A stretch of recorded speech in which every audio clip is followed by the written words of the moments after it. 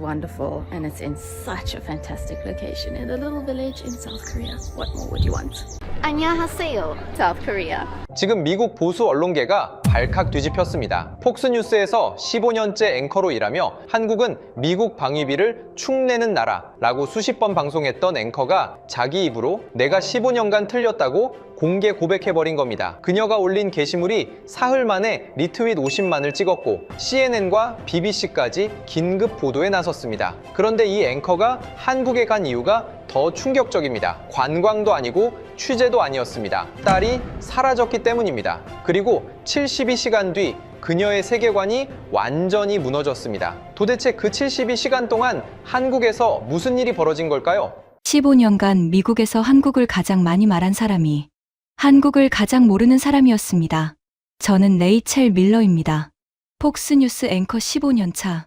그리고 이것은 딸이 한국에서 사라진 72시간 동안 제 세계관이 완전히 무너진 이야기입니다. 새벽 2시 14분, 전화벨이 울렸습니다. 저는 서재에서 빨간 펜을 들고 있었어요. 내일 방송 원고 위에 밑줄을 긋고 있었죠. 한국은 미국 납세자의 혈세를 축내고 있습니다. 이 문장에 별표를 치는 순간이었습니다. 모르는 번호, 국제 전화, 무시했어요. 다시 울렸습니다. 또 무시했어요. 세 번째 받았습니다. 미세스 밀러? 떨리는 여자 목소리였어요. 케이틀린, 무슨 일이야, 새벽에. 에밀리가요. 콘서트 끝나고 여의도에서 헤어졌는데 그 뒤로 전화가 안 돼요. 아예 꺼져 있어요. 인스타 마지막 접속이 어젯밤이고요. 호텔에도 안 돌아왔어요. 저는 카메라 앞에서 한 번도 목소리가 떨린 적 없는 사람입니다. 시청률 상위 5% 프로그램 진행자. 미국 보수층이 가장 신뢰하는 얼굴 중 하나라고 불려왔어요. 그런 제 손이 떨리기 시작했습니다. 배터리 나간 거겠지. 걔 원래 폰 충전 안 하잖아. 아니요, 미세스 밀러. 전원 자체가 꺼져 있어요. 하루가 넘었어요. 전화를 끊고 직접 에밀리한테 걸었습니다. 신호가 안 갔어요. 바로 음성사서함. 다시 걸었습니다. 음성사서함. 5번, 10번. 전부 음성사서함이었어요. 인스타를 열었습니다. 에밀리 계정. 마지막 스토리. 여의도 한강공원에서 찍은 셀카. 보라색 조명이 얼굴을 비추고 있었고 환하게 웃고 있었어요. 캡션에 이렇게 써 있었습니다. 베스트 나잇 오브 마이 라이프. 최고의 밤이라는 뜻이었죠. 보라색 하트. 그 뒤로 아무것도 없었습니다. 하루가 넘도록 공백. 에밀리. 19살. 텍사스 A&M 대학교 1학년. 레이첼의 외동딸입니다. 이 아이가 BTS에 빠진 건 3년 전이에요. 방벽이 보라색 포스터로 뒤덮였고 한국어를 독학하겠다고 교재를 사들였고 한국 드라마를 자막 없이 보겠다며 노트에 뭔가를 끄적거렸습니다. 레이첼은 한 번도 관심을 준 적이 없었어요. 그 춤추는 애들이 뭐가 대단하다고. 그게 레이첼이 BTS에 대해 한 유일한 말이었습니다. 한 달 전 에밀리가 서울에 가겠다고 했을 때 레이첼은 이렇게 말했어요. 너 돈으로 가. 대신 엄마한테 그 나라 자랑은 하지 마. 에밀리가 쏘아봤습니다. 엄마는 한국에 대해 아는 게 뭔데? 레이첼이 코웃음을 쳤어요. 방위비 50억 달러. 그거면 충분하지. 에밀리는 대꾸하지 않았습니다. 자기 아르바이트 돈으로 항공권을 끊었어요. 친구 케이틀린이랑 둘이서 출발 전날 밤 캐리어를 끌고 거실에 나왔습니다. 엄마, 나 내일 간다. 그래, 조심해. 안아주지 않았어요. 잘 다녀오라는 말도 하지 않았습니다.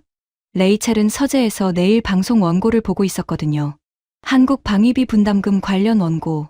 에밀리가 한국으로 떠나는 날 밤에 레이첼은 한국을 까는 원고를 다듬고 있었습니다. 그리고 지금 새벽 2시. 그 한국에서 딸이 사라졌어요. 남편 브라이언이 소리를 듣고 나왔습니다. 무슨 일이야? 에밀리 전화가 안 돼. 어제부터 브라이언의 얼굴이 하얗게 됐어요. 대사관에 연락해. 레이첼이 멈칫했습니다. 그리고 이렇게 말했어요. 한국에 미국 대사관이 있어? 15년 동안 한국을 방송에서 말해온 사람입니다. 한국에 미국 대사관이 있는지조차 몰랐어요. 방위비가 얼마인지는 소수점까지 외우면서 그 나라에 대사관이 있는지는 몰랐습니다. 브라이언이 번호를 찾아 걸었어요. 대사관 직원이 받았습니다. 성인이 연락이 안 된 지 24시간 미만이면 현지 경찰 수사 개시 기준에 해당하지 않을 수 있습니다. 레이첼이 폭발했어요. 내 딸이 이 시간에 전화를 안 받는다는 건 뭔가 잘못된 거라고. 절차가 뭡니까? 절차 밟는 동안 내 딸은 어디 있는 겁니까? 상대방은 차분했습니다. 미세스 밀러, 한국 경찰에 협조 요청을 넣겠습니다. 절차에 따라 진행됩니다. 전화를 끊고 소파에 주저앉았습니다. 에밀리의 인스타 프로필 사진을 봤어요. 보라색 하트, 환하게 웃는 얼굴, 그리고 떠올랐습니다. 출발 전날 밤. 엄마, 나 내일 간다. 그래, 조심해. 그게 마지막이면 어쩌지. 그 생각이 머리를 때렸어요. 마지막 대화가, 그래, 조심해 두 마디면 어쩌지. 안아주지도 않았는데, 잘 다녀오라고도 안 했는데. 브라이언이 레이첼 옆에 앉았습니다. 레이첼, 직접 가. 뭐, 한국에 가. 직접 찾아. 나는 한국어 한마디도 못해. 가서 뭘 어쩌라고. 엄마잖아. 레이첼은 입을 다물었습니다. 서재로 들어갔어요. 서랍을 뒤졌습니다. 여권은 맨 아래에 먼지가 쌓인 채 있었어요. 만료. 다행히 달라스에 급행 여권 서비스가 있었습니다. 다음 날 아침 처리 가능. 인천행 비행기를 검색했어요. 달라스 포트워스에서 인천 직항. 14시간. 2,800달러. 결제했습니다. 다음 날 아침 방송국에 전화했어요. 개인 사정으로 며칠 쉽니다. 무슨 일이야, 레이첼? 딸 일이야. 그 이상 말하지 않았습니다. 공항으로 가기 전에 동료 크레이그에게 전화했어요. 에밀리가 한국에서 연락이 안 돼. 직접 가보려고. 크레이그가 말했습니다. 한국? 거기 치안 좋은 나라잖아. 네가 뭘 아는데.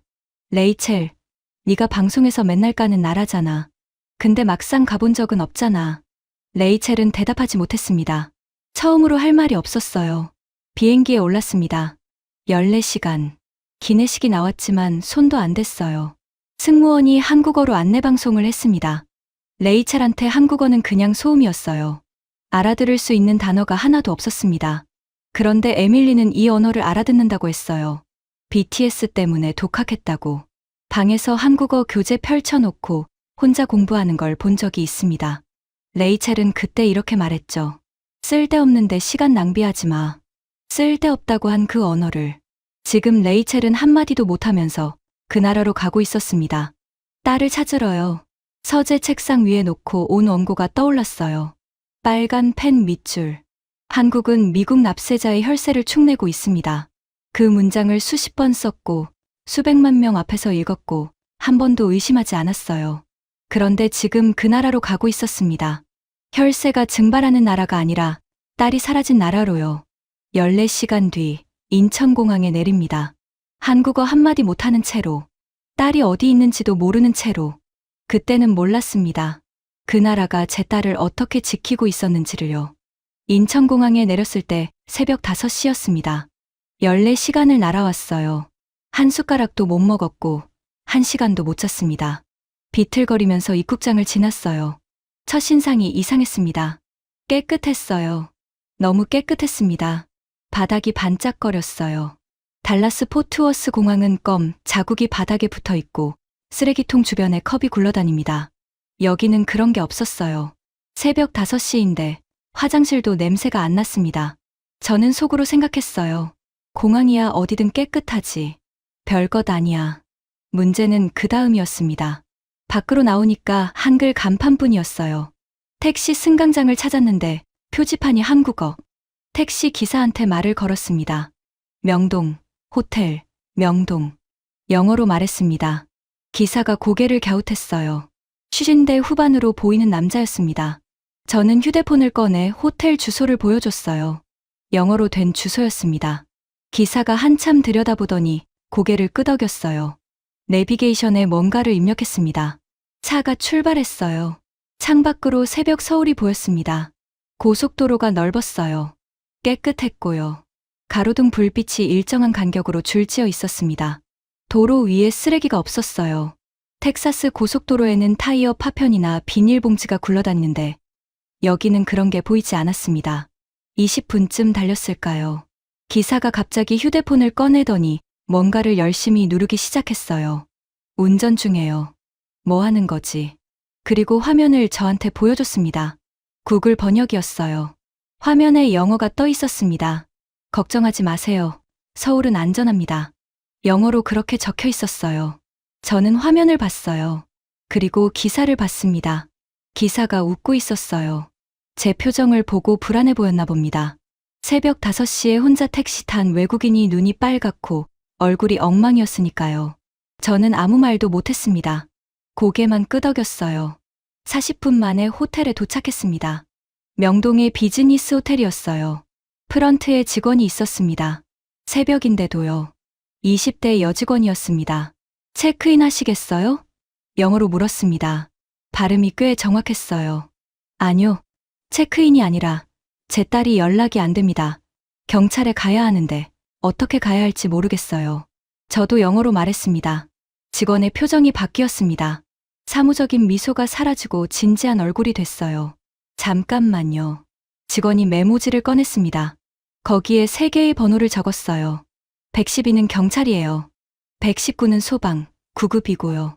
그리고 1330은 관광 한라인인데 여기 전화하시면 영어 통역사가 24시간 연결됩니다. 그렇게 설명해 줬어요. 저는 메모지를 받아들었습니다. 영어 통역 서비스가 있다고요? 24시간. 네. 그리고 여기서 가장 가까운 경찰서는 남대문 경찰서예요.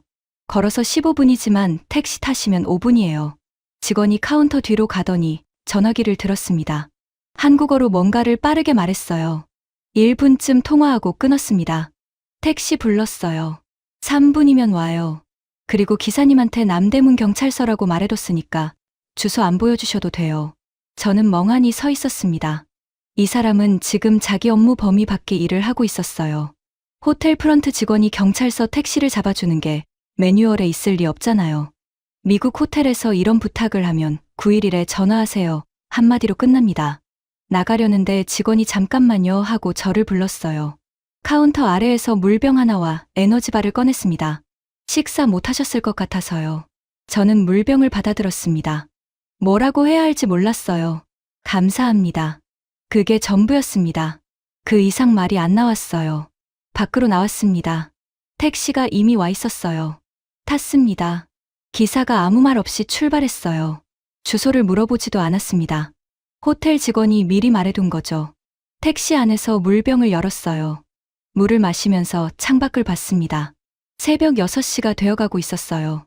서울의 거리에 사람들이 하나둘 나오기 시작했습니다. 출근하는 사람들이었겠죠. 저는 손에 든 메모지를 봤어요. 112, 119, 1330, 3개의 번호. 그리고 생각했습니다. 이 나라에 대해 내가 아는 게 뭐가 있지. 방위비 50억 달러, 주한미군 28,500명, 연합훈련 비용, 무역 적자. 전부 숫자였어요. 사람은 하나도 몰랐습니다. 그런데 방금 호텔 직원은 새벽에 혼자 들어온 외국인한테 경찰서 택시를 잡아주고 물병까지 건네줬어요. 이름도 모르는 사람한테 팁을 기대한 걸까요? 아니었어요. 그 직원은 팁 이야기를 꺼내지도 않았습니다. 왜 저렇게 해준 거지? 그때는 의문이었습니다. 감동이 아니었어요. 그냥 이상했어요. 미국에서는 저런 일이 없으니까. 낯선 사람한테 저렇게까지 하지 않으니까. 택시가 경찰서 앞에 섰습니다. 요금을 냈어요. 내리면서 경찰서 건물을 올려다봤습니다. 여기서 딸을 찾을 수 있을까? 한국어 한마디 못하는 제가 이 낯선 나라에서 경찰서 입구에 표지판이 보였어요. 한글 아래에 영어가 쓰여 있었습니다. 포린 비지터 어시스턴스. 외국인 방문자 지원이라는 뜻이었어요. 문을 밀었습니다. 그리고 저는 그 안에서 제 인생 전체를 뒤흔들 1시간을 보내게 됩니다. 안으로 들어가자 접수 창구가 보였습니다. 경찰관 한 명이 앉아 있었어요. 30대 초반으로 보이는 남자였습니다. 저를 보더니 뭔가 한국어로 말했어요. 당연히 못 알아들었습니다. 제 딸이 실종됐어요. 도와주세요. 영어로 말했습니다. 평소에는 텔레프롬프터 앞에서 유려한 영어를 구사하는 사람이에요. 수백만 명 앞에서 방위비 분담금의 세부 조항을 논하는 사람이라고요. 그런데 지금 딸이 사라진 나라의 경찰서에서 떨리는 목소리로 더듬고 있었습니다. 접수 경찰관이 고개를 끄덕이더니 바로 두 가지를 했어요. 하나, 주머니에서 휴대폰을 꺼내 번역 앱을 켰습니다. 둘, 내선 전화를 들어 어딘가에 빠르게 한국어로 말했어요. 3분이 지났습니다. 복도 끝에서 한 남자가 걸어왔어요. 셔츠에 넥타이를 맨 형사였습니다. 30대 중반 정도. 카드를 보여줬는데 영어로 이름이 써 있었어요. 강태선. 수사과 형사였습니다. 미세스 밀러? 영어로 물었습니다. 유창하지는 않았지만 알아들을 수 있었어요. 미세스 밀러, 이쪽으로 오시죠. 짧은 이야기를 좀 더 듣고 싶습니다. 그렇게 말하며 안내했어요. 수사과 사무실로 들어갔습니다. 책상 위에 모니터 2대가 놓여 있었어요. 강 형사가 의자를 하나 끌어다 자기 옆에 놨습니다. 여기 앉으세요. 짧은 사진 있습니까? 휴대폰을 꺼내 에밀리 사진을 보여줬어요. 인스타 프로필 사진. 강 형사가 사진을 자세히 들여다봤습니다. 마지막 연락이 언제입니까? 이틀 전 저녁입니다. 여의도에서 콘서트 봤다고 인스타에 올린 게 마지막이에요. BTS 페스타요? 저는 놀랐습니다. 형사가 BTS를 아는 거예요. 네, 그거요. 여의도 한강공원 일대에서 열린 행사입니다. 그날 인원이 상당했어요. CCTV 확인이 가능합니다. 강 형사가 모니터를 켰습니다. 화면에 CCTV 영상이 떴어요. 여의도 한강공원 일대. 날짜와 시간이 화면 하단에 찍혀 있었습니다. 콘서트 끝난 시간이 밤 10시경입니다. 거기서부터 돌려보겠습니다. 영상이 재생됐어요. 수천 명의 사람들이 공원에서 빠져나오고 있었습니다. 보라색 응원봉 불빛이 여기저기서 흔들리고 있었어요. 사람이 너무 많았습니다. 강 형사가 에밀리 사진을 모니터 옆에 세워놓았어요. 그리고 영상을 하나하나 확인하기 시작했습니다. 카메라 각도를 바꾸고 시간대를 조정하고 화면을 확대하고 10분이 지났습니다. 못 찾았어요. 20분. 강 형사가 카메라를 다른 위치로 전환했습니다. 30분. 저는 초조해서 다리를 떨기 시작했어요. 강 형사는 포기하지 않았습니다. 화면을 뒤로 감았다가 앞으로 돌리고 또 다른 카메라로 바꾸고 얼굴이 진지했어요. 한마디도 하지 않고 모니터만 봤습니다. 40분이 됐을 때 저는 입을 열었어요. 형사님, 다른 사건도 있을 텐데 이렇게 오래 해도 되는 겁니까? 강 형사가 모니터에서 눈을 떼지 않은 채 대답했습니다. 어머니가 딸을 찾고 있잖아요. 당연히 해야죠. 저는 아무 말도 못했습니다. 당연히 해야 한다고요. 이름도 모르는 외국인의 딸을요. 새벽부터 출근해서 모니터 앞에 앉아 1시간 넘게 CCTV를 돌려보는 게 당연하다고요. 미국에서 실종 신고를 하면 어떻게 되는지 아십니까? 서류를 씁니다. 24시간을 기다리라고 합니다. 담당자가 배정되면 연락이 옵니다. 그 담당자가 CCTV를 같이 봐주는 일은 없어요. 절대로요. 절차에 따라 진행됩니다. 그 한마디가 끝입니다. 그런데 이 형사는 지금 1시간째 제 옆에 앉아 있었어요. 본인 사건도 아닌데.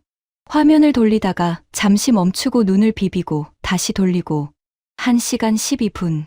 강 형사가 멈췄습니다. 미세스 밀러, 이거 보세요.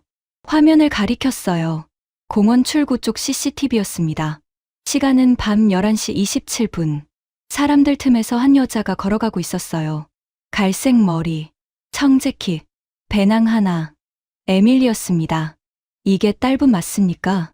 맞아요. 에밀리예요. 심장이 쿵 내려앉았습니다. 살아 있었어요. 적어도 그 시점에서는. 혼자 걷고 있었지만 위험해 보이지는 않았습니다. 그냥 걸어가고 있었어요. 여의도역 방향으로.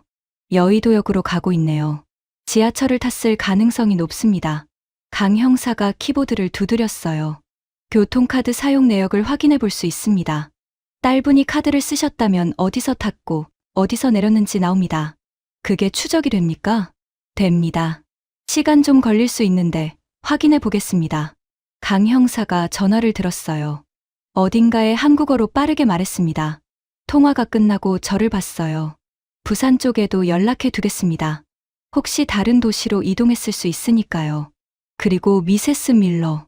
강 형사가 주머니에서 명함을 꺼냈습니다. 거기에 자기 개인 휴대폰 번호를 펜으로 적었어요. 언제든 전화하세요. 새벽이든 밤이든 상관없습니다. 저는 명함을 받았습니다. 손이 떨렸어요. 감사합니다. 라고 말했는데 목소리가 갈라졌습니다. 경찰서를 나왔어요. 밖은 아침이 되어 있었습니다. 서울의 아침. 사람들이 출근하고 있었어요. 바쁘게 걸어가는 사람들. 커피를 들고 걷는 사람들. 평범한 아침이었습니다. 저는 경찰서 앞 벤치에 앉았어요. 명함을 내려다봤습니다. 강태선. 수사과. 그 아래에 펜으로 쓴 번호. 어머니가 딸을 찾고 있잖아요. 당연히 해야죠. 그 말이 계속 맴돌았습니다. 방위비 50억 달러. 주한미군 28,500명. 제가 아는 한국은 숫자였어요.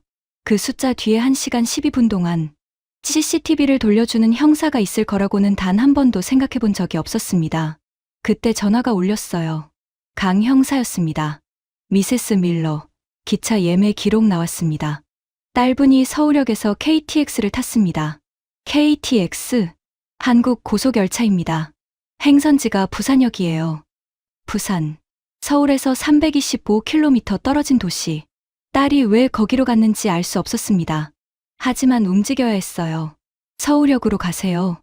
KTX 타시면 2시간 40분이면 부산 도착합니다. 부산 해운대 경찰서에 미리 연락해 두랬습니다. 전화를 끊었어요. 저는 벤치에서 일어났습니다. 부산으로 가야 합니다. 한국어 한마디 못하는 채로 이 나라 기차를 난생 처음 타면서 택시를 잡았어요. 서울역이요. 라고 영어로 말했습니다. 기사가 고개를 끄덕이고 출발했어요. 창밖으로 서울이 지나갔습니다. 건물들이 높았어요. 도로가 깨끗했고 신호를 잘 지키고 있었습니다. 택시비 미터기가 돌아가고 있었어요. 미국 우버보다 쌌습니다. 서울역이 보이기 시작했습니다. 에밀리. 부산에 있다. 살아있다. 적어도 CCTV에서 걸어가고 있었다. 하지만 왜 부산인지, 왜 전화가 꺼져 있는지 아직 아무것도 모릅니다. 서울역 앞에 내렸어요. 건물을 올려다봤습니다. 크고 현대적이었어요. 325km, 2시간 40분. 미국에는 이런 기차가 없습니다. 텍사스에서 달라스에서 휴스턴까지 390km인데 암트랙으로 5시간 반이 걸려요. 그것도 연착이 기본이고요. 그런데 한국은 2시간 40분이라고 했습니다. 저는 매표소로 걸어갔습니다. 매표소 직원이 영어를 했습니다. 부산행이요? 다음 열차 40분 뒤에 있습니다. 얼마입니까? 59,800원이요. 계산을 해봤어요. 약 43달러. 325km를 43달러에 간다고요. 암트랙이었으면 같은 거리에 150달러는 냅니다. 그것도 5시간 반 걸리면서요. 표를 샀습니다. 승강장으로 내려갔어요. 기차가 서 있었습니다. 하얀색이었어요. 앞부분이 날카롭게 뾰족했습니다. 유선형. 깨끗했어요. 먼지 한 점 없었습니다. 미국 암트랙은 외벽에 기름때가 끼어 있고 페인트가 벗겨져 있는데 이 기차는 방금 공장에서 나온 것 같았어요. 탔습니다. 좌석이 넓었어요. 깨끗했고요. 앞좌석과의 간격이 암트랙보다 넓었습니다. 창문이 컸어요.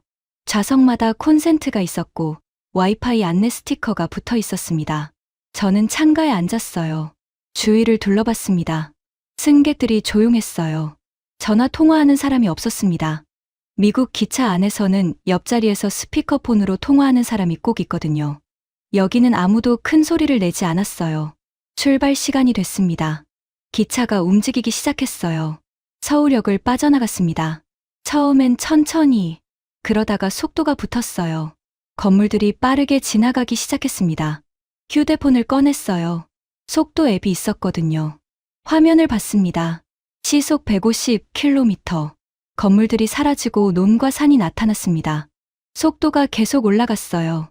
시속 200km, 시속 250km, 시속 280km, 시속 300km. 창밖이 흐릿하게 지나갔습니다. 그런데 이상한 게 있었어요.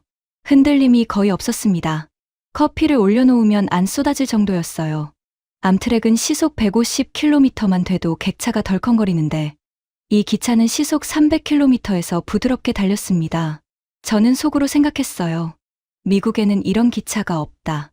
미국이 세계 최강국이라고 매일 방송에서 말하면서 고속철도 하나 없다. 텍사스에서 캘리포니아까지 기차로 가려면 이틀이 걸린다. 이 작은 나라는 서울에서 부산까지 2시간 40분이다. 그때 옆자리에서 목소리가 들렸습니다.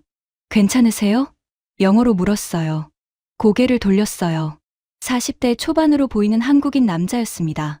안경을 쓰고 정장을 입고 있었어요. 출장 가는 회사원 같았습니다. 네. 얼굴이 안 좋아 보여서요. 괜찮으세요? 제 얼굴이 그렇게 엉망이었나 봅니다.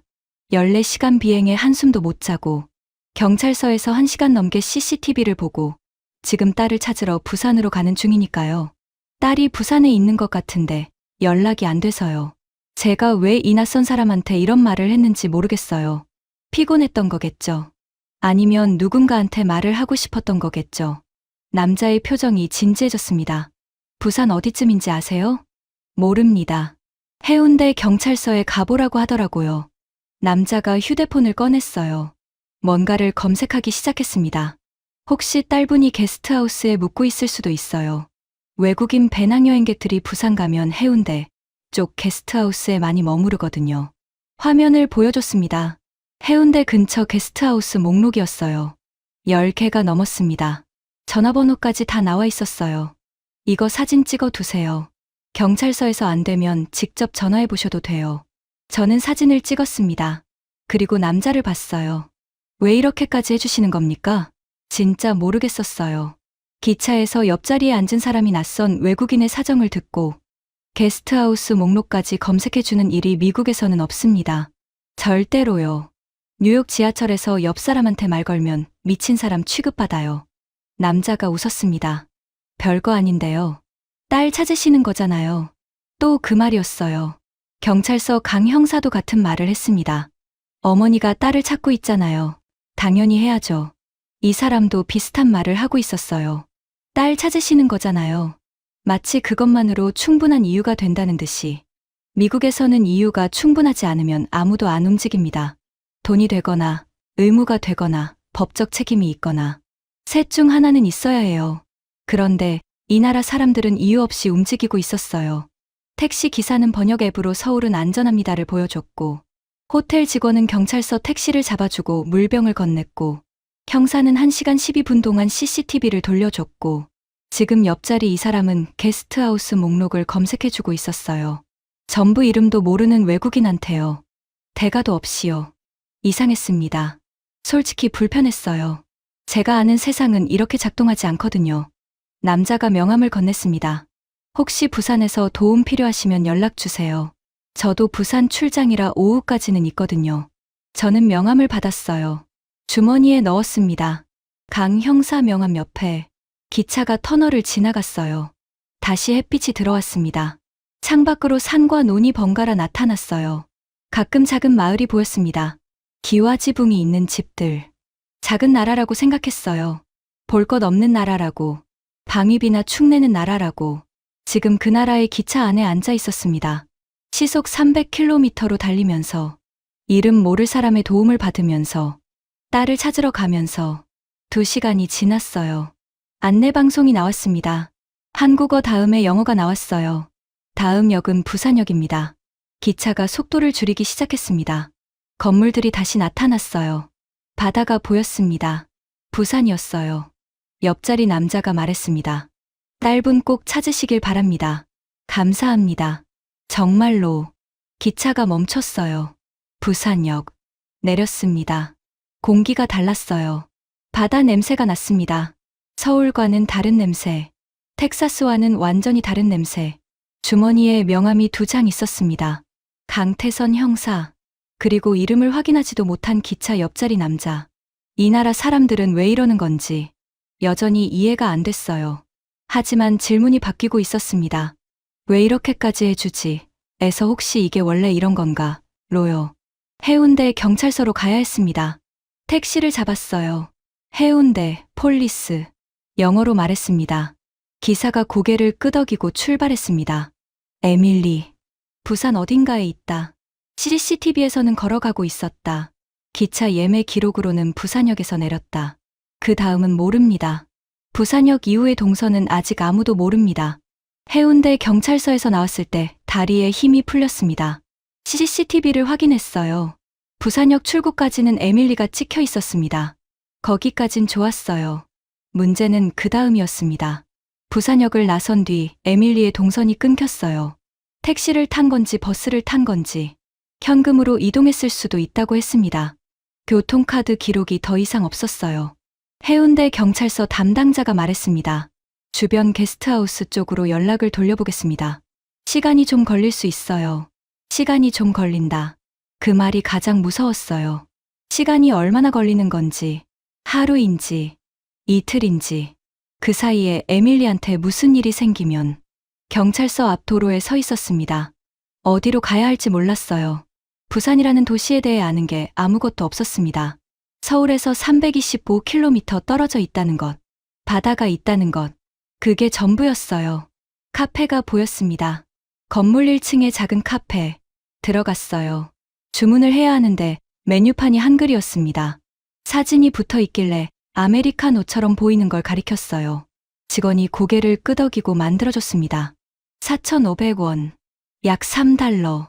텍사스 스타벅스 아메리카노가 6달러인데요. 구석 자리에 앉았습니다. 테이블에 팔을 올리고 이마를 짚었어요. 눈을 감았습니다. 14시간 비행. 서울 경찰서. CCTV 1시간. KTX 2시간 40분. 부산 경찰서. 그리고 결국 동선이 끊겼다. 찾을 수 있을까? 한국어 한마디 못하는 내가 이 낯선 도시에서 실례합니다. 영어로 말하는 소리가 들렸어요. 눈을 떴습니다. 젊은 남자가 서 있었어요. 20살 초반. 반팔 티셔츠에 배낭을 메고 있었습니다. 대학생 같았어요. 괜찮으세요? 영어로 물었습니다. 또 이 질문이었습니다.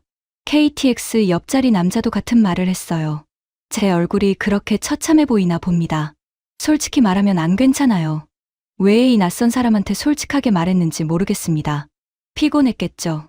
아니면 더 이상 혼자서는 안 되겠다는 걸 인정한 거겠죠. 딸이 부산에 있는 것 같은데 연락이 안 됩니다. 폰이 꺼져 있어요. 어디 있는지 모르겠어요. 남자가 맞은편에 앉았습니다. 저 영어 좀 할 줄 알아요. 부산대 영문과 3학년이에요. 이름은 강준하입니다. 레이첼 밀러입니다. 미세스 밀러, 제가 도와드려도 될까요? 게스트하우스 쪽에 전화 돌려볼 수 있어요. 한국어로요. 저는 준하를 봤습니다. 22살짜리 대학생. 카페에서 공부하다가 나온 것 같았어요. 테이블 위에 노트북이 열려 있었고 교재가 펼쳐져 있었거든요. 수업은 오후에 하나 있는데 빠져도 괜찮아요. 이게 더 급하잖아요. 이게 더 급하다. 이름도 모르는 외국인의 딸을 찾는 게 자기 수업보다 급하다고요. 저는 이해가 안 됐습니다. 진짜로요. 미국에서는 상상할 수 없는 일이에요. 대학생이 카페에서 공부하다가 옆 테이블 외국인의 사정을 듣고 수업을 빠지겠다고요? 하지만 거절할 처지가 아니었어요. 부탁합니다. 준하가 휴대폰을 꺼냈습니다. KTX에서 찍어둔 게스트하우스 목록 사진을 보여줬어요. 준하가 목록을 보더니 고개를 끄덕였습니다.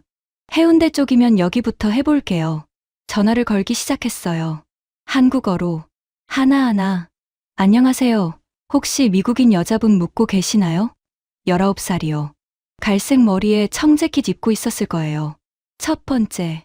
아니요, 없는데요. 두 번째. 외국인 손님 안 계세요. 세 번째. 네 번째. 다섯 번째. 전부 없다는 대답이었어요. 준하는 포기하지 않았습니다. 여섯 번째. 일곱 번째. 전화를 끊고 다시 걸고 목소리 톤이 바뀌지 않았어요. 한 번도 귀찮다는 기색을 안 보였습니다. 저는 맞은편에서 지켜보고 있었어요. 22살짜리 대학생이 낯선 사람을 위해 전화를 돌리고 있었습니다. 자기 시간을 쏟으면서 아무 대가 없이 왜 이렇게까지 해주는 거야? 참을 수가 없어서 물었습니다. 준하가 전화를 잠시 내려놓고 저를 봤어요. 잠깐 생각하는 것 같았습니다. 그리고 말했어요. 한국에서는 원래 이래요. 누가 힘들어 보이면 그냥 돕는 거예요. 특별한 이유 없어요. 특별한 이유가 없다. 저는 아무 말도 못했습니다. 목이 뜨거워졌어요. 15년 동안 방송에서 한국을 말했습니다. 방위비, 무역 적자, 분담금 협상, 미국 납세자의 부담. 전부 숫자였어요. 한 번도 이 나라 사람을 만나본 적이 없었습니다. 숫자 뒤에 어떤 사람들이 사는지 관심조차 없었어요. 그 숫자 뒤에 이런 사람이 있었습니다. 카페에서 공부하다가 옆 테이블 외국인의 얼굴이 안 좋아 보여서 말을 걸고 수업을 빠지고 전화를 돌리는 22살짜리 대학생. 준하가 8번째 전화를 걸었습니다. 안녕하세요. 혹시 미국인 여자분 묻고 계시나요? 19살이요. 잠시 침묵이 흘렀어요. 준하의 표정이 바뀌었습니다. 눈이 커졌어요. 네? 있어요? 갈색 머리요? 폰을 잃어버려서 연락을 못하고 있다고요? 저는 벌떡 일어났습니다.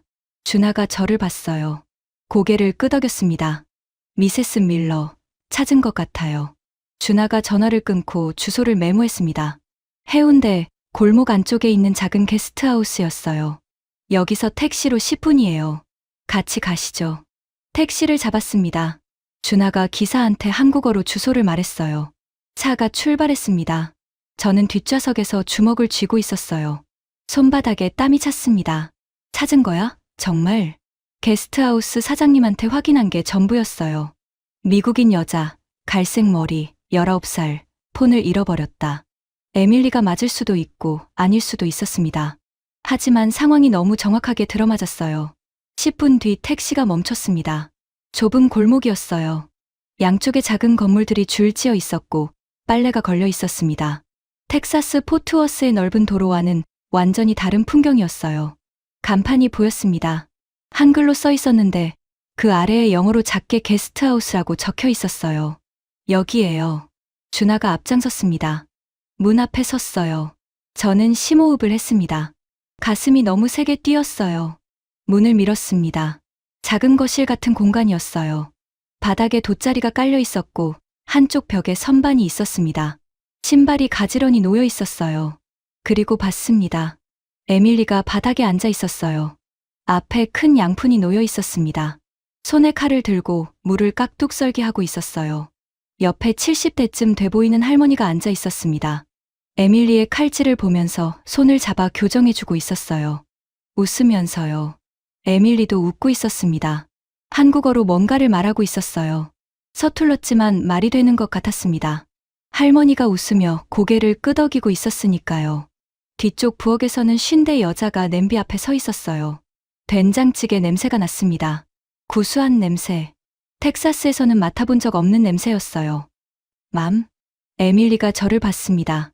칼을 든 채로 얼어붙었어요. 맘, 엄마가 왜 여기에? 에밀리. 저는 그 자리에 서 있었습니다. 움직일 수가 없었어요. 에밀리가 일어났습니다. 양푼을 밀어놓고 저한테 뛰어왔어요. 껴안았습니다. 엄마, 어떻게 온 거야? 엄마가 한국에? 전화가 안 돼서. 아이폰이 꺼져 있어서. 아, 폰. 해운대에서 셀카 찍다가 바다에 빠뜨렸어. 완전히 고장났어. 엄마 번호 외우고 있었으면 전화했을 텐데 번호를 모르잖아. 인스타도 폰 없으면 로그인이 안 되고 폰을 바다에 빠뜨린 거였습니다. 그것뿐이었어요. 납치도 아니고 사고도 아니고 범죄도 아니고 폰을 잃어버린 것뿐이었습니다. 다리에서 힘이 빠졌어요. 주저앉을 뻔했습니다. 부엌에 있던 50대 여자가 다가왔어요. 게스트하우스 사장님이었습니다. 이름은 정숙. 준하가 통역을 했습니다. 이분이 사장님이에요. 에밀리가 여기 온 사정을 말씀해 주실 거예요. 정숙 씨가 말하기 시작했어요. 준하가 옮겼습니다. 이틀 전에 이 아이가 들어왔어요. 울고 있었어요. 폰을 잃어버려서 어디로 가야 할지 모르겠다고요. 돈은 있는데 연락할 방법이 없다고. 그래서 여기서 지내라고 했어요. 제 폰으로 대사관에 전화하려고 했는데 이 아이가 엄마 번호를 모른대요. 내일 같이 대사관 가려고 했어요. 저는 정숙 씨를 봤습니다. 왜 모르는 사람을 재워준 겁니까? 숙박비도 안 받고요? 준하가 통역했어요. 정숙 씨가 대답했습니다. 아이가 울고 있었잖아요. 보내면 안 되잖아요. 보내면 안 되잖아요. 저는 입을 다물었습니다. 옆에 앉아있던 할머니도 일어났어요. 준하가 소개해줬습니다. 이분은 순덕 할머니예요. 옆집에 사시는데 매일 놀러 오시는 분이래요. 에밀리한테 한국 요리를 가르쳐주고 계셨대요. 순덕 할머니가 저를 보며 뭔가 말했어요. 한국어였습니다. 준하가 통역했습니다. 딸이 예쁘고 착하다고요. 깍두기 만드는 거 금방 배웠다고. 한국어도 잘한다고. 에밀리가 제 팔을 잡았습니다. 엄마, 순덕 할머니가 깍두기 만드는 법 가르쳐 줬어. 나 한국어로 대화했어. 할머니가 내 발음 좋다고 했어. 저는 에밀리를 봤어요. 3년 동안 방에서 BTS를 들으면서 독학한 한국어. 제가 쓸데없다고 했던 그 한국어. 그 언어가 낯선 나라에서 딸을 지켜준 거였어요. 할머니와 대화할 수 있게 해준 거였어요. 정숙 씨가 밥상을 차리기 시작했습니다. 식사하세요. 배고프시죠? 된장찌개, 밥, 김치, 나물, 계란말이. 그리고 에밀리가 직접 만든 깍두기. 반찬이 5개나 됐어요. 저는 정숙 씨에게 물었습니다. 이것도 다 포함인 겁니까? 준하가 통역하자 정숙 씨가 웃었어요. 당연하죠. 밥 먹는데 반찬이 빠지면 어떡해요? 당연하다고요. 미국 식당에서 반찬을 추가하면 전부 돈이에요. 빵 하나 2달러, 샐러드 추가 4달러, 소스 추가 1달러. 전부 따로 계산합니다. 여기서는 5가지 반찬이 그냥 나왔어요. 당연하다는 듯이 숟가락을 들었습니다. 된장찌개를 한 숟가락 떴어요. 입에 넣었습니다. 따뜻했어요. 깊은 맛이었습니다. 14시간 비행과 경찰서와 기차와 카페와 택시를 거치면서 아무것도 못 먹었어요. 호텔 직원이 준 에너지바 하나가 전부였습니다. 그리고 지금 이 따뜻한 국물이 목을 타고 내려갔어요. 깍두기를 집었습니다. 에밀리가 만든 깍두기. 아삭했어요. 시원했습니다. 그리고 저는 숟가락을 내려놓았습니다. 고개를 숙였어요. 울었습니다. 에밀리가 놀랐어요. 맘? 정숙 씨가 조용히 자리를 비켜줬습니다. 순덕 할머니가 준하한테 뭐라고 했어요. 준하가 작게 대답했습니다. 아마 어머니가 감격해서 그래요. 같은 말이었을 겁니다. 한참 후에 고개를 들었어요. 에밀리를 봤습니다. 이 사람들이 널 지키고 있었구나. 에밀리가 고개를 끄덕였어요. 눈이 빨개져 있었습니다. 네. 정숙 이모가 밥 해주고, 순덕 할머니가 놀아주고. 엄마, 한국 사람들 진짜 좋아. 저는 정숙 씨를 봤어요. 순덕 할머니를 봤습니다. 준하를 봤어요. 이름도 모르는 외국인의 딸을 자기 집에서 재우고, 밥을 해주고, 요리를 가르쳐주고, 왜냐고 물으면 보내면 안 되잖아요 라고 대답하는 사람들. 이게 제가 방송에서 방위비나 축내는 나라라고 말하던 그 나라 사람들이었습니다. 그날 밤, 정숙 씨 게스트하우스에서 잤습니다. 정숙 씨가 빈 방을 내줬어요. 돈을 내겠다고 했더니 손을 저었습니다. 딸 찾으러 여기까지 오셨는데 숙박비가 무슨. 준하가 통역해줬어요. 저는 더 이상 말하지 않았습니다. 고맙다는 말을 몇 번이나 했는지 모르겠어요. 아마 10번은 했을 겁니다. 다음 날 아침 눈을 떴는데 밥상이 차려져 있었습니다. 밥, 계란말이, 김, 나물, 김치, 된장국. 6가지였어요. 전날 저녁보다 1가지 더 많았습니다. 이것도 무료인 겁니까? 정숙 씨가 웃으며 말했어요. 준하가 아직 안 왔으니 에밀리가 통역했습니다. 아침이니까 당연하죠. 먹어야 힘이 나지. 미국 호텔 조식은 15달러 추가해요. 계란 2개에 토스트, 커피. 그게 끝이에요. 여기서는 반찬이 6가지나 나오고 돈을 안 받겠다고 했습니다. 밥을 먹고 에밀리와 밖에 나갔어요. 해운대 해변이 걸어서 10분 거리였습니다. 바다가 보였어요. 넓었습니다. 백사장이 깨끗했어요. 쓰레기가 하나도 없었습니다. 텍사스 갤버스턴 해변은 비닐봉지랑 맥주캔이 모래에 박혀 있거든요. 여기는 그런 게 없었어요. 에밀리가 말했습니다. 엄마, 여기서 폰 빠뜨렸어. 저기 방파제에서 셀카 찍다가. 그래서 바다에. 파도가 쳐서 완전히 잠겨버렸어. 저는 바다를 봤어요. 이 바다가 딸의 폰을 삼켰고 그 때문에 제가 태평양을 건너 여기까지 온 겁니다. 해변을 걸었습니다. 에밀리와 나란히. 텍사스에서는 이렇게 같이 걸어본 적이 없었어요. 바빴으니까요. 방송 준비, 원고 검토, 회의. 딸과 해변을 걸을 시간은 없었습니다. 에밀리. 넌 왜 BTS를 좋아하는 거야? 진짜로. 3년 동안 한 번도 물어본 적 없었어요. 관심이 없었으니까.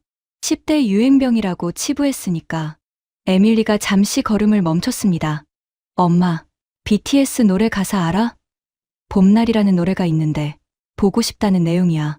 헤어진 친구를 그리워하는 노래. 그리워해서 더 보고 싶다는. 그게 뭐가 좋은데? 대학교 1학년 때 고등학교 친구들이랑 다 헤어졌잖아. 외로웠어. 그때 이 노래가 나를 살렸어. 혼자가 아니라는 느낌을 줬어. 저는 에밀리를 봤습니다.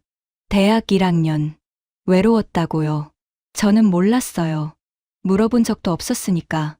그리고 엄마. 응. BTS 때문에 한국어를 배운 건 맞아. 근데 한국어를 배우면서 이 나라가 궁금해진 거야.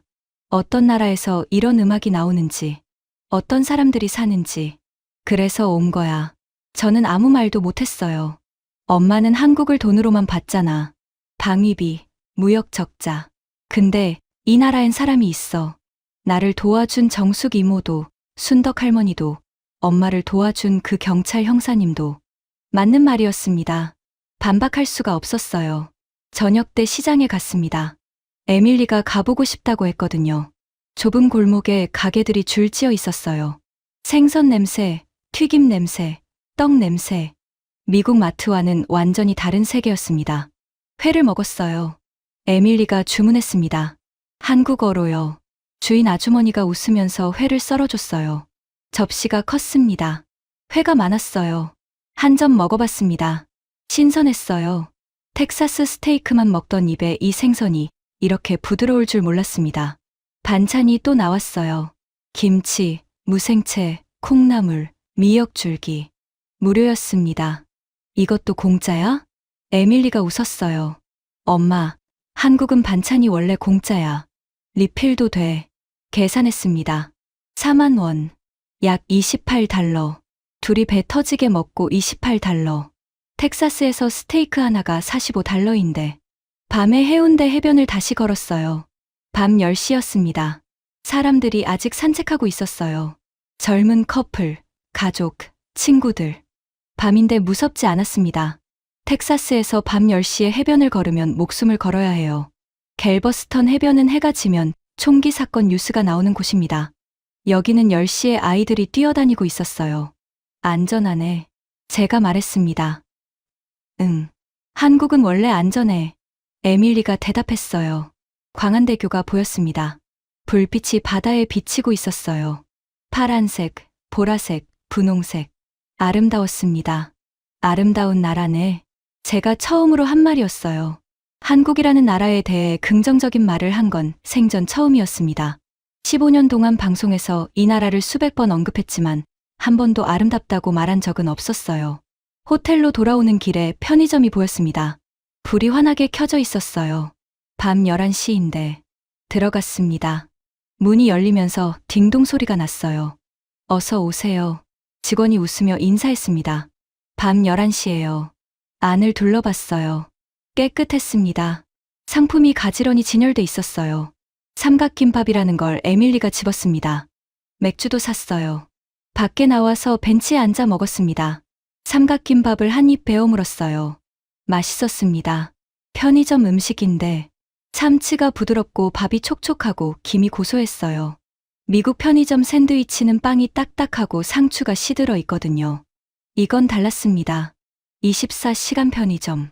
밤에도 안전한 거리. 무료 반찬. 맛있는 음식. 친절한 사람들.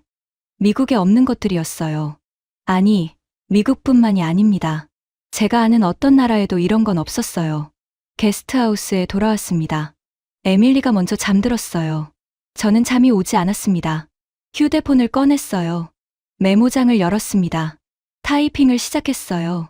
72시간 동안 겪은 일을 정리했습니다.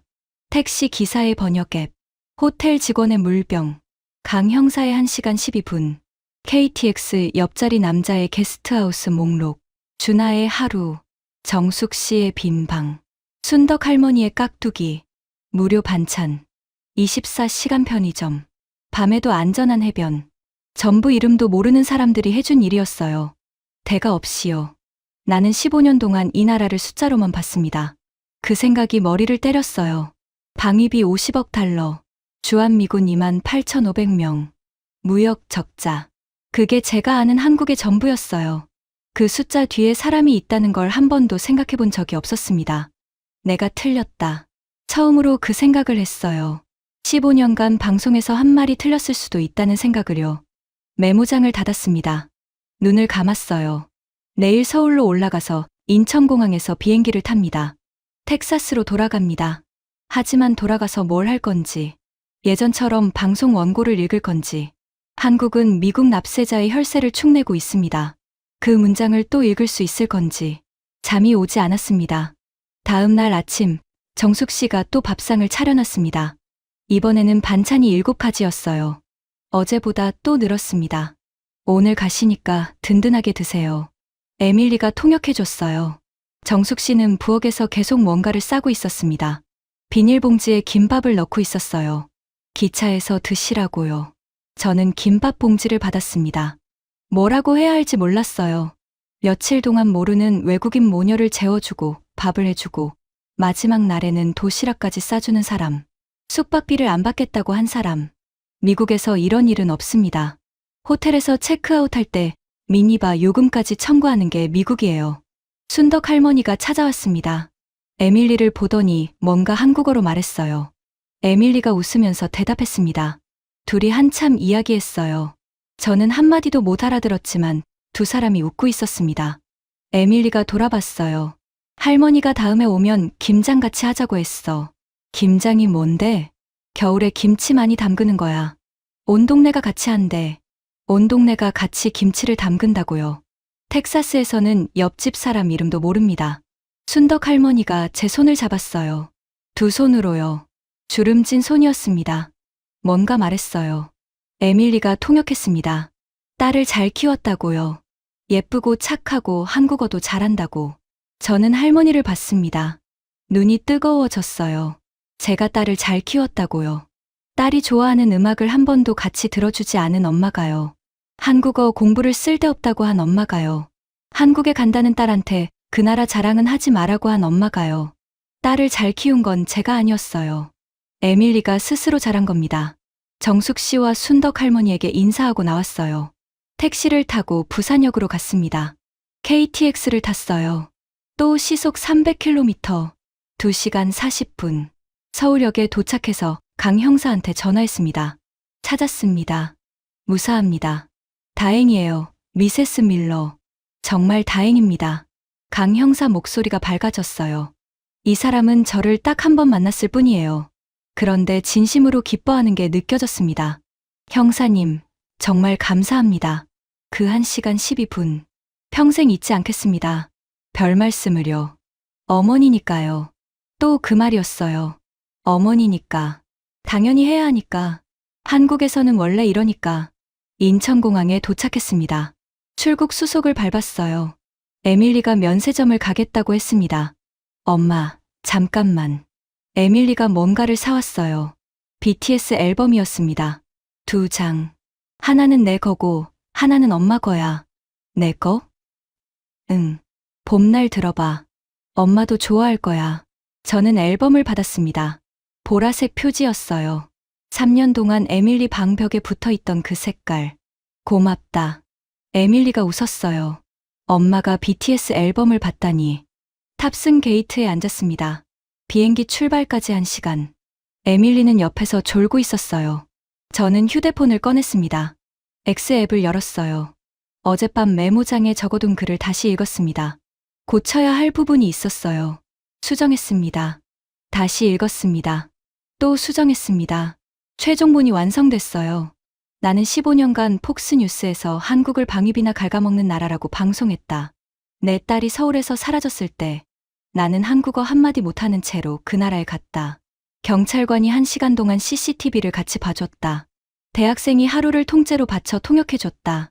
게스트하우스 사장님이 모르는 외국인의 딸을 자기 집에서 재워줬다. 70대 할머니가 내 딸에게 깍두기 만드는 법을 가르쳐줬다. 왜 이렇게까지 해주냐고 물었더니 대학생이 말했다. 한국에서는 원래 이래요. 나는 15년간 한국을 숫자로만 봤다. 방위비, 무역 적자, GDP. 그 숫자 뒤에 이런 사람들이 살고 있었다. 내가 틀렸다. 그렇게 썼습니다. 게시 버튼 위에 손가락을 올렸습니다. 멈췄어요. 이 글을 올리면 어떻게 될지 알고 있었습니다. 폭스뉴스 시청자들이 뭐라고 할지, 프로듀서가 뭐라고 할지, 15년간 쌓아온 보수 앵커로서의 이미지가 어떻게 될지. 에밀리를 봤어요. 옆에서 잠들어 있었습니다.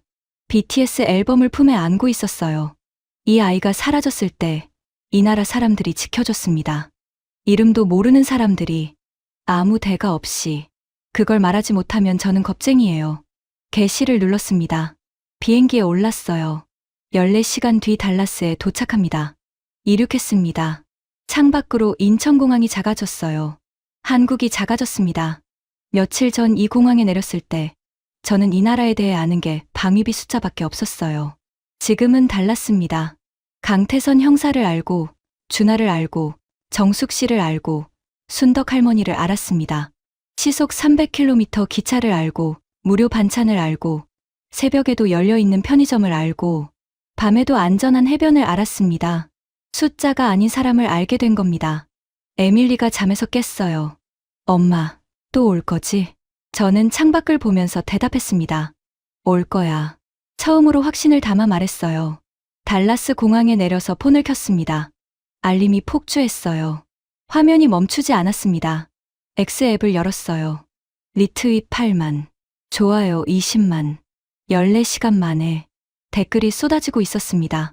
나도 한국에 주둔했었는데 이 사람 말이 맞아. 한국 사람들 정말 친절했어.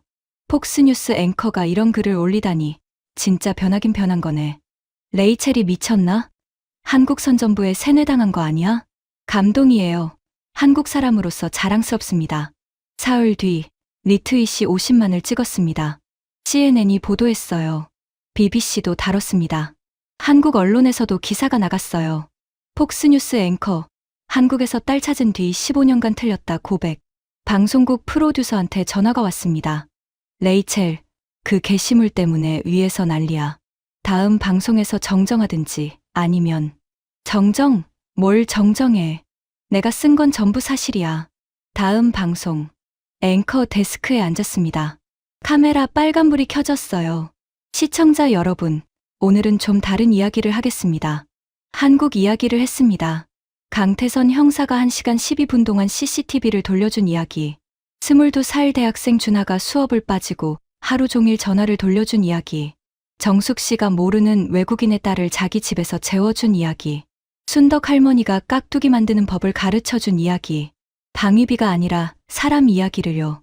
방송이 끝나고 시청률을 확인했습니다. 그 시간대 1위였어요. 집에 왔습니다. 서재에 앉았어요.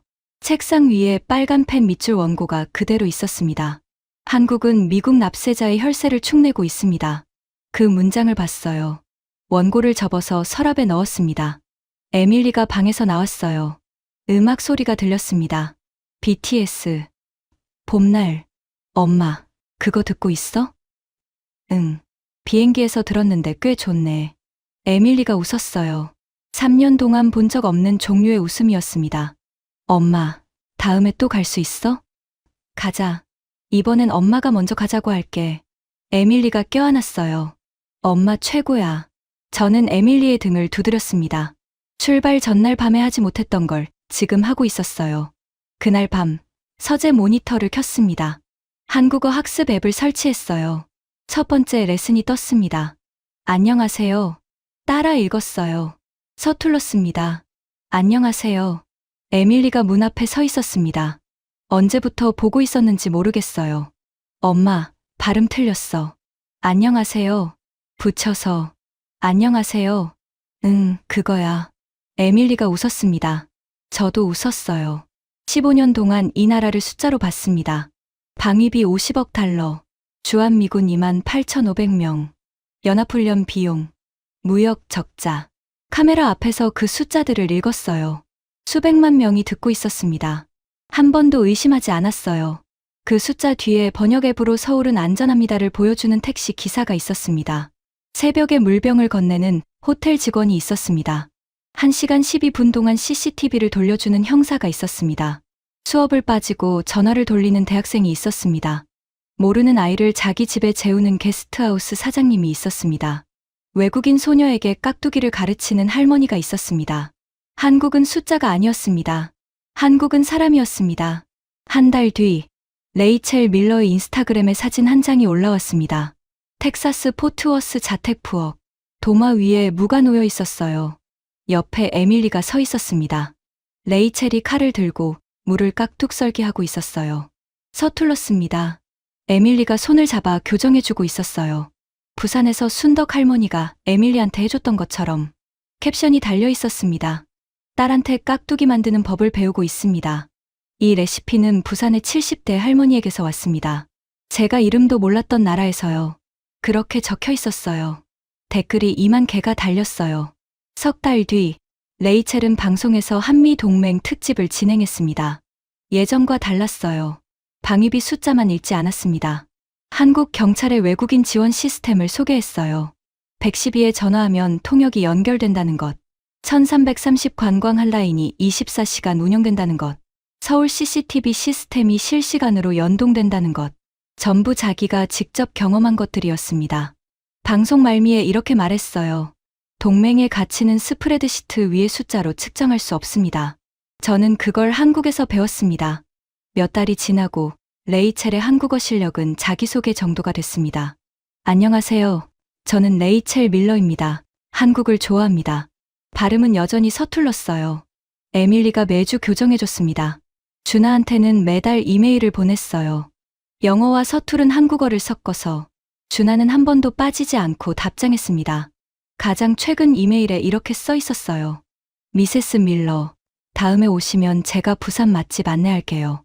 이번엔 돼지국밥 드셔보세요. 정숙 씨한테도 연락했습니다. 에밀리가 통역을 해줬어요. 정숙 씨는 이렇게 말했습니다. 방은 비워둘게요. 언제든 오세요. 강태선 형사한테 감사 편지를 보냈습니다. 영어로요. 한 달 뒤에 답장이 왔어요. 서투른 영어였지만 읽을 수 있었습니다. 미세스 밀러, 딸분과 행복하게 지내셔서 기쁩니다. 한국은 언제나 환영합니다. 그렇게 적혀 있었어요. 레이첼의 서재 책상이 바뀌었습니다.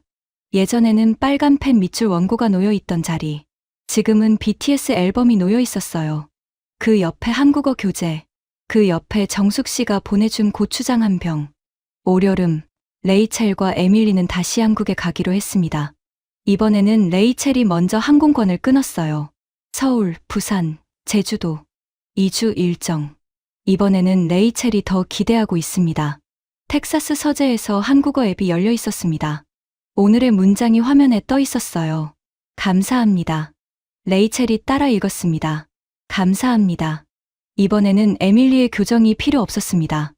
여러분, 지금까지 폭스뉴스 앵커 레이첼 밀러의 72시간을 함께 하셨습니다. 어떠셨습니까? 리트윗 50만, 15년간 쌓은 세계관의 붕괴, 그리고 한국어 한마디 못하는 어머니를 위해 1시간 12분 동안 CCTV를 돌려준 경찰관. 레이첼은 15년 동안 한국을 숫자로만 봤습니다. 방위비, 무역 적자, 분담금 협상. 그 숫자 뒤에 사람이 있다는 걸 한 번도 생각하지 않았습니다. 딸이 사라지고 나서야 알았습니다. 번역 앱을 켜주는 택시 기사가 있었고, 새벽에 물병을 건네는 호텔 직원이 있었고, 수업을 빠지고 전화를 돌리는 대학생이 있었고, 모르는 아이를 자기 집에 재우는 사장님이 있었고, 깍두기를 가르쳐주는 할머니가 있었습니다. 왜 이렇게까지 해주냐고 물었더니 돌아온 대답은 한마디였습니다. 한국에서는 원래 이래요. 이 이야기가 더 많은 사람에게 닿아야 한다고 생각하신다면 지금 영상을 공유해 주십시오. 여러분의 공유 하나가 대한민국이 어떤 나라인지 세상에 알리는 일이 됩니다. 가슴이 뜨거워지셨다면 댓글에 원래 2글자만 남겨주십시오. 숫자가 아니라 사람이었습니다. 처음부터 한국은